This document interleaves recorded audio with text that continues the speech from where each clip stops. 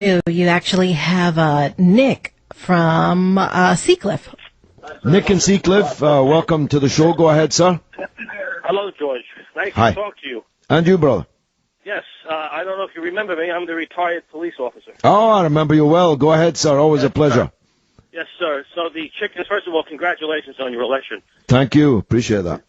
Now, the chickens have come home to roost, you know, with WikiLeaks, like cockroaches scattering when the light goes on in the kitchen where there's cockroaches.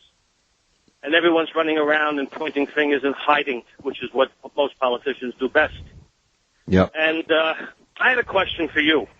Yep.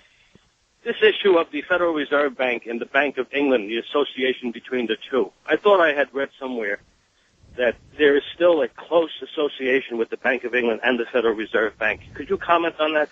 I'm not aware of any close association, except, of course, they both support neoliberal economics, and they both face in the same direction.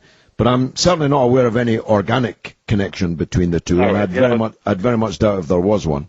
I have to research that further, but I thought you might know, but I wasn't sure myself, but it sounded a little far-fetched. I doubt it. There are many people who, not you of course, who misunderstand the nature of the Bank of England, who imagine that it's some kind of privately owned conspiracy. It is entirely under the aegis of the elected government of the day. The problem is the elected government of the day also supports the same neoliberal model in economics as the bank does. So there are never really any significant differences between them. That's the reason they act in concert. But it does give me the chance to dilate for a moment on the G20. And I'm asking, is the G20 any more than the Bilderberg group with cameras in?